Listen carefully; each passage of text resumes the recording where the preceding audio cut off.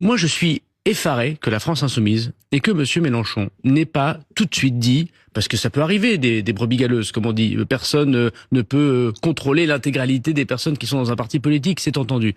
Mais que M. Mélenchon n'ait pas clairement dit, voilà, c'est inacceptable, absolument inacceptable, nous donnons notre compassion à la famille de Quentin et nous faisons le ménage, comme vient de dire le Premier ministre. Nous exprimons notre sidération, mais aussi notre empathie et notre compassion pour la famille, pour les proches.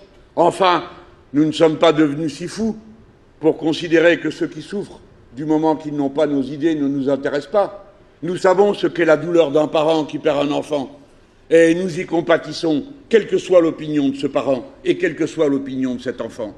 Car celui qui est perdu, pour ma part, j'aurais bien aimé le convaincre du contraire de ce à quoi il croyait. Et je ne perds jamais l'espérance de convaincre Pierre, Paul ou Jacques que c'est nous qui avons raison. Dès lors, la mort n'a rien à faire dans nos pratiques et dans nos rangs. J'ai dit des dizaines de fois que nous étions hostiles et opposés à la violence. J'ai dit autant de fois que la non-violence était un choix fondamental, philosophique, pour une raison.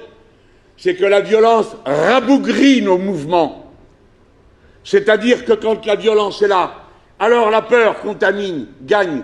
Et on a d'une part des actes motivés par la peur, et de l'autre côté, des méfiances, des mises à distance de tous ceux que tout ça intimide et qui n'ont aucune idée de participer à de tels actes.